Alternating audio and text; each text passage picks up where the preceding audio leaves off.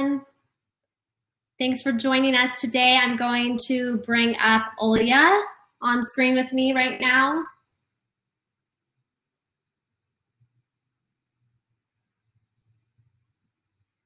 Just bear with us a second as we get our lovely conservationist on screen with us.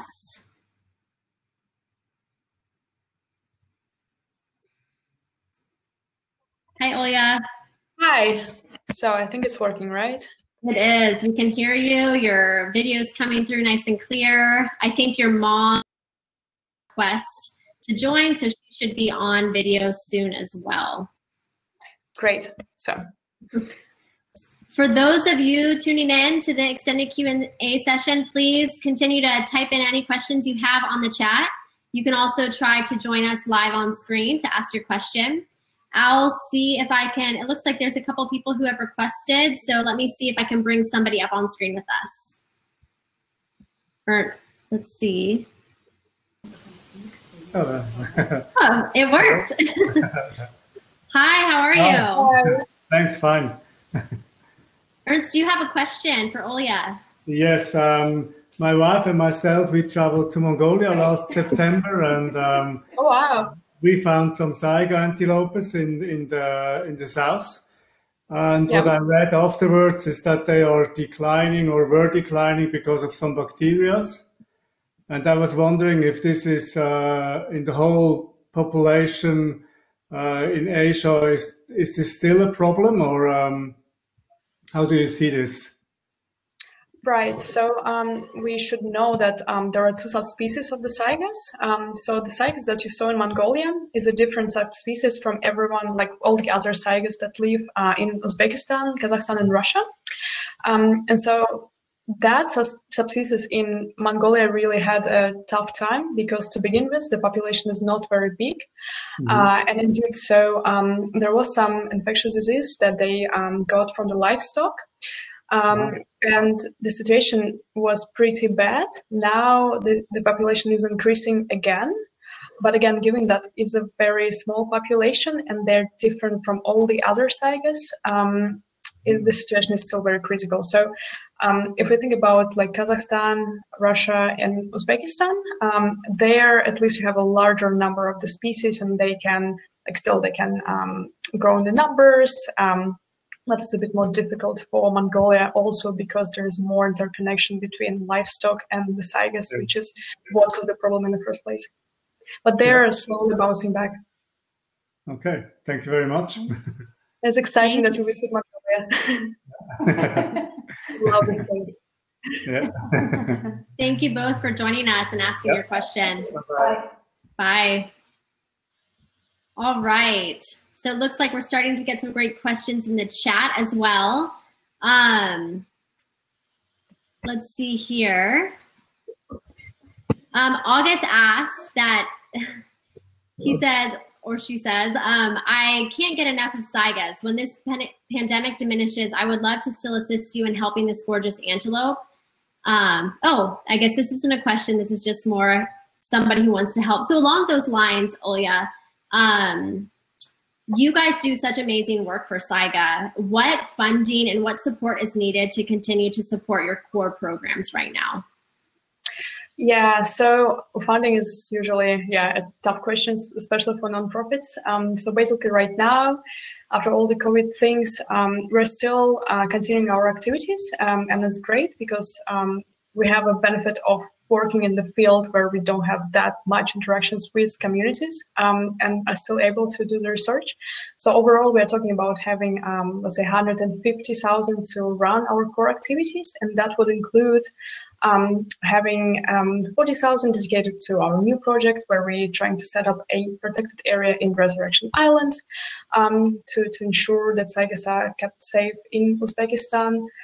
We also talk about 20,000 to keep our educational programs running, and that is important because we have a network of steppe wildlife clubs that is prevalent in Uzbekistan, Kazakhstan, Russia, and we try to support and interact with them on a regular basis every year. And so that includes a number of activities, usually 3 big events during the year. So that would be our priority too. Also, we are talking about ranger support. You can never get enough of support for the rangers because these guys have to work very tirelessly, even in harsh winters and with all the recent events and people dying. So yeah, for that we would need 7,000, and then also just to keep SA running, that would include some administrative costs and stuff like that. You'd need around 30,000. So, and then obviously, like, you can further break it down, but just to give an idea how much like 1 year of conservation costs for us.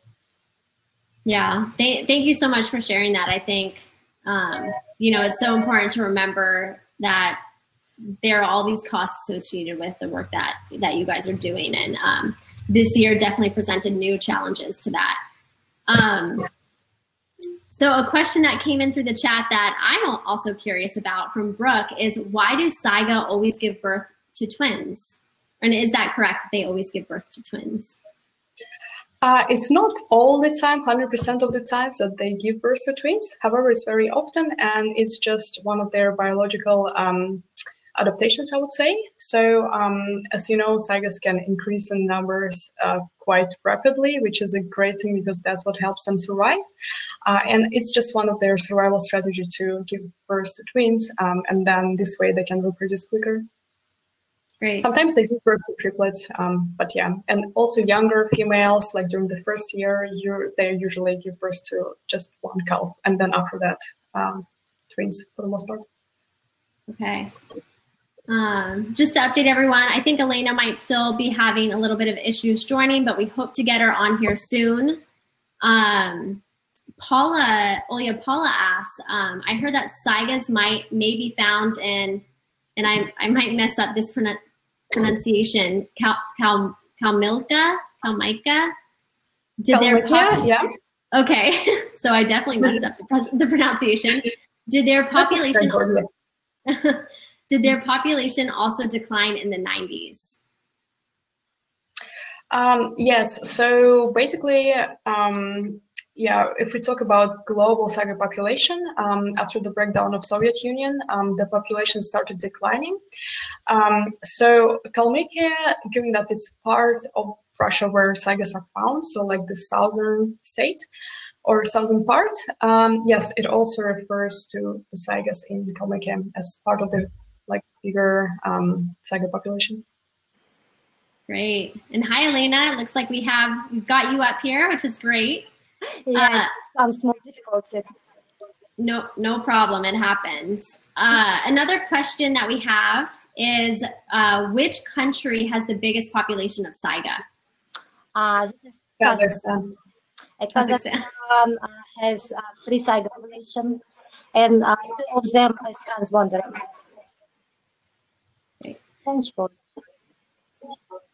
There might be a little bit of an echo. Yeah, 90% of Saiga population inhabit global population, inhabited Kazakh area, and also we have population in Russia, Mongolia, and transboundary population in Kazakhstan and Uzbekistan, and okay, also Kazakhstan and Russia. Totally 5 Saiga population. Great. So 90% of the population is in Kazakhstan. Is that correct? Wow. So you showed in your presentation a photo where Saiga were approaching and getting close to somebody's home. Is that pretty common? People who live near Saiga habitat, is it common for them to see Saiga and have that experience, or are they more of a rare? Is it rare to see a Saiga? It's a very interesting question. I mean, because I can say yes and no.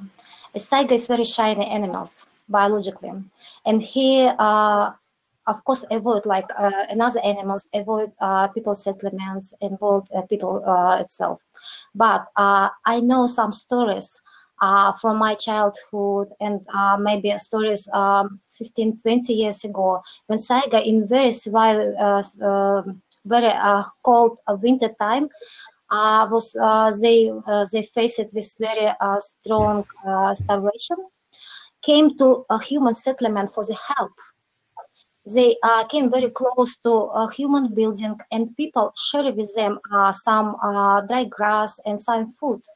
It was time before strong Saiga poaching, before economical crisis was happening in Soviet Union and provocate Saiga poaching in all our areas. And people felt very friendly to the Saiga, and sometimes they felt Saiga like pets.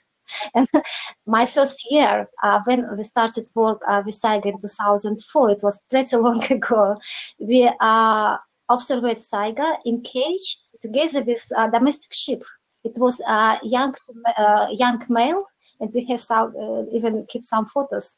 And he was breeded together with small sheep and with goats. And people completely believe that it's something like domestic one. Wow, that I've never heard that before. That's amazing.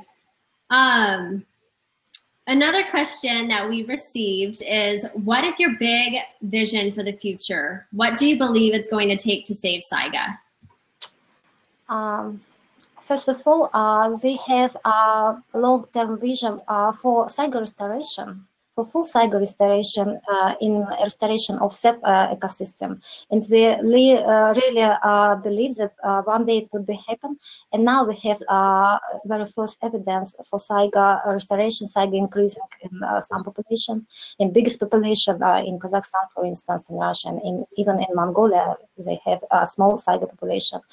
And our vision and our strategy also targeted for improvement networking of people, all interested people who could invest in Saiga protection and protection Saiga ecosystem. And we try to improve and increase our conservation network at the local level and national level and international level through the many different tools.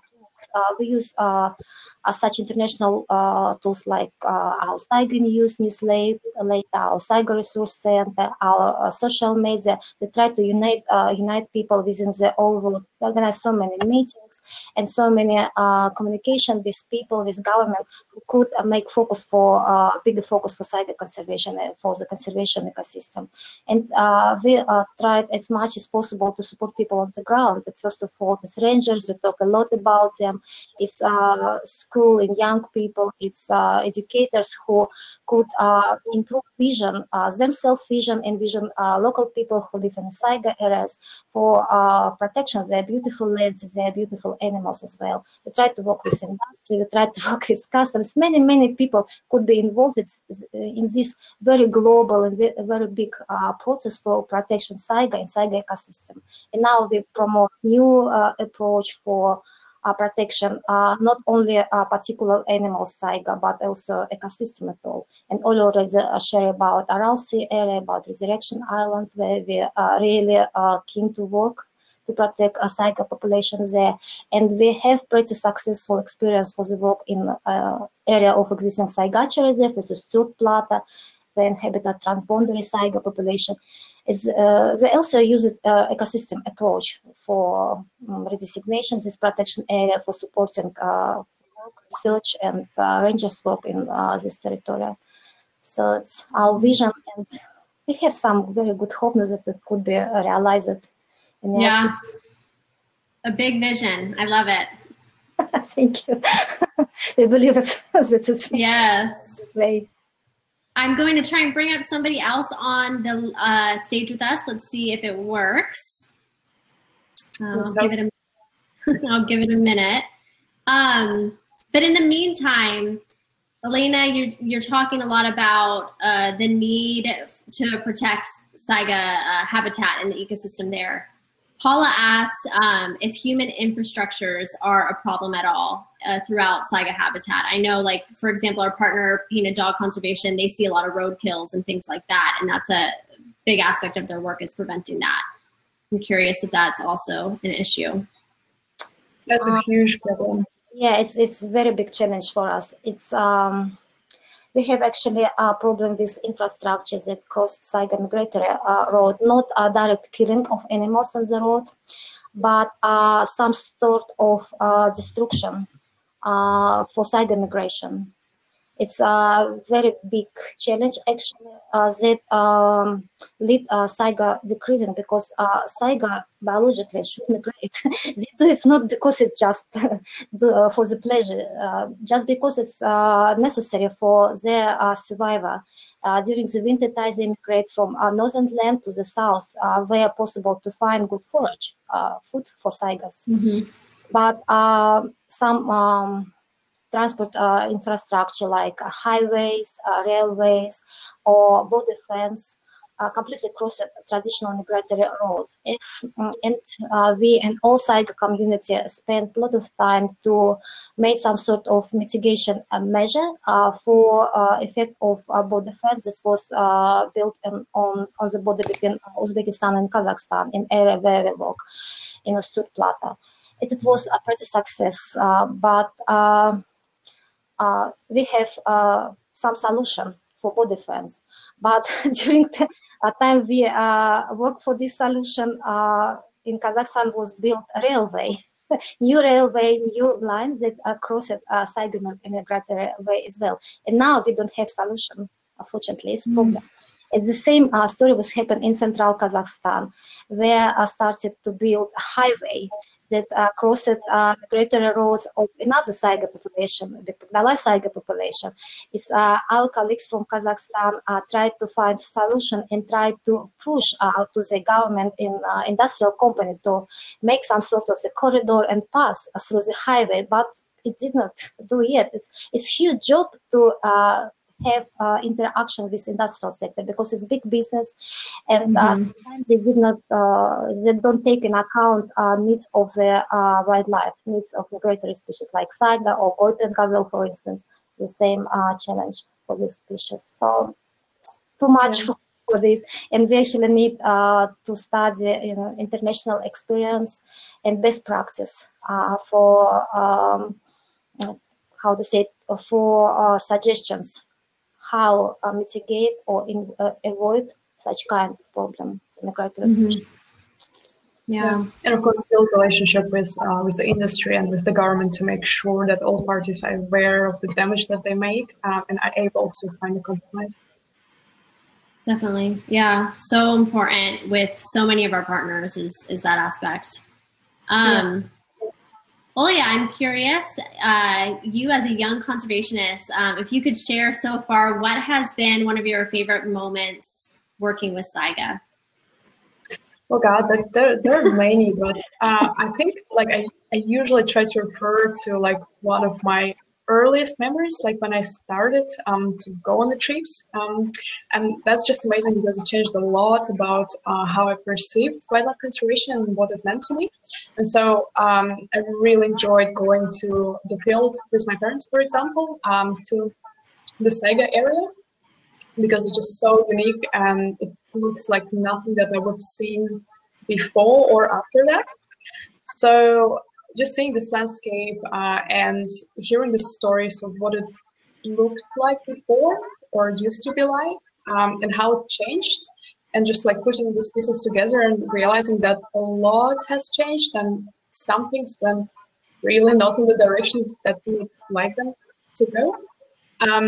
Yeah, just seeing that, I guess, really made me consider that, wow, a lot of things could actually be done to change the situation.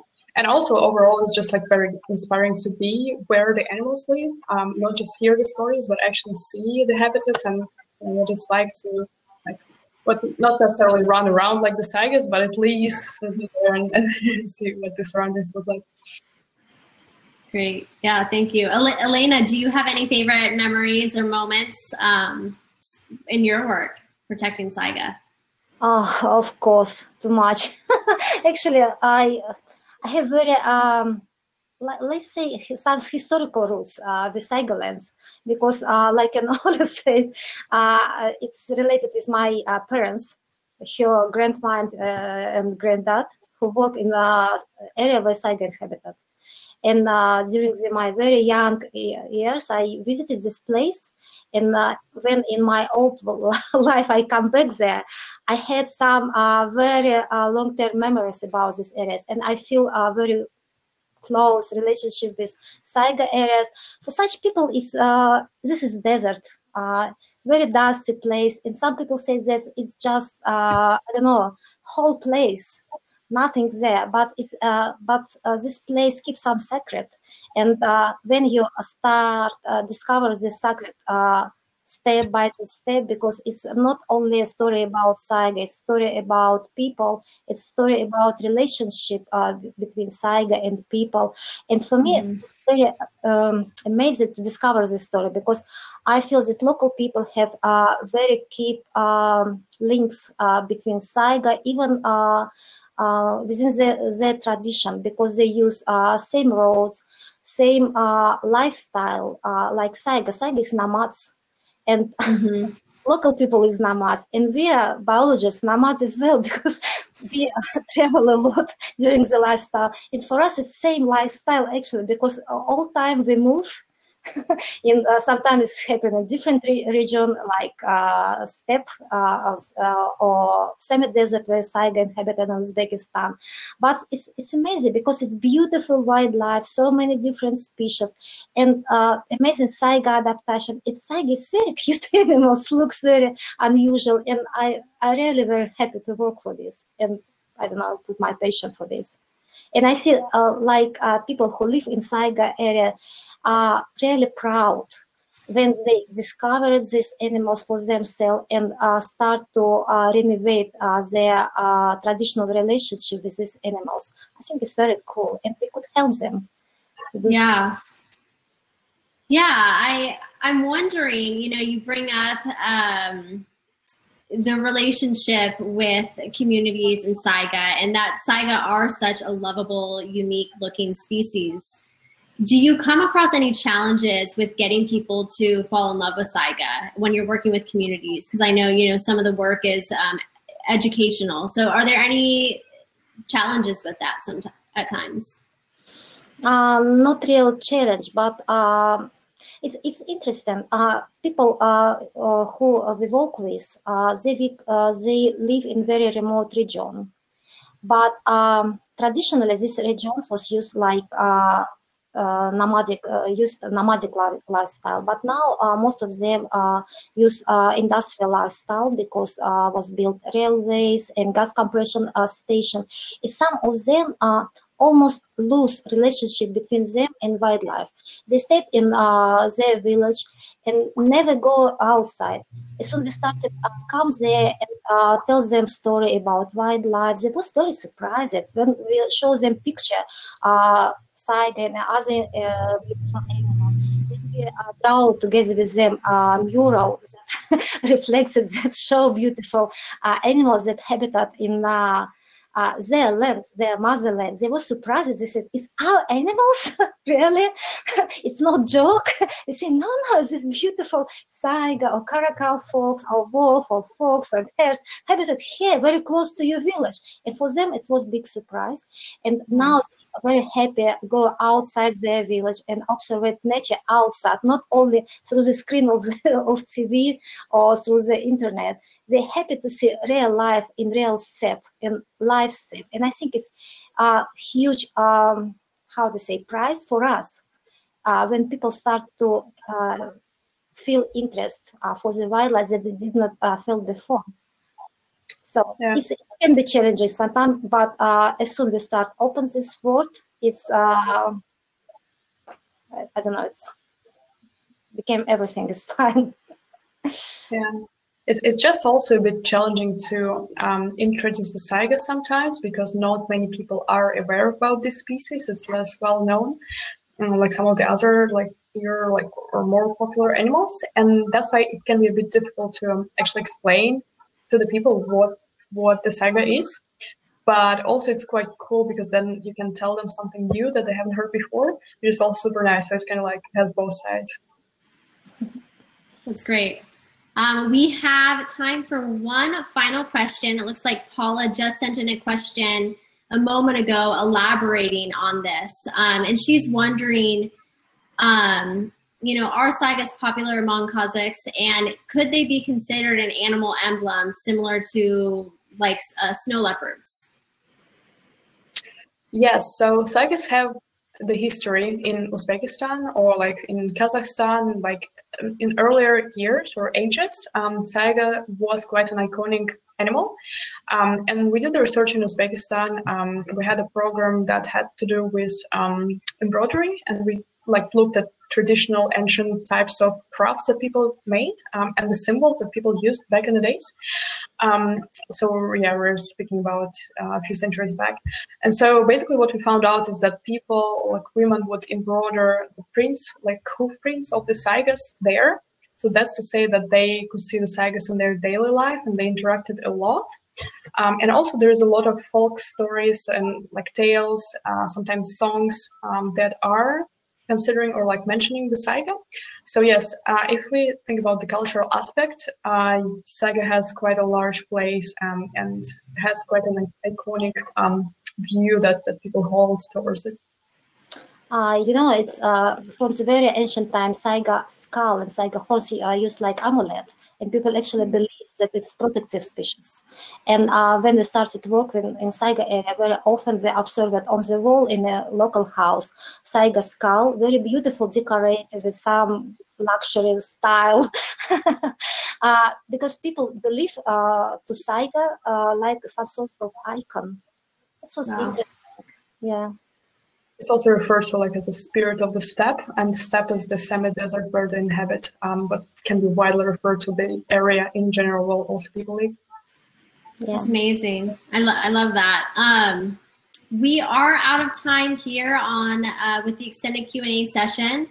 Thank you so much, Olya and Elena, for joining us. I know it's very late where you guys are right now, so I appreciate you staying up late with us. And teaching us more about your work and how you're protecting Saiga. So thank you guys so much. It's been a pleasure. Thanks for having us. It's been a lot of fun too. It was fantastic. Yeah. Yeah. Bye, guys. Bye.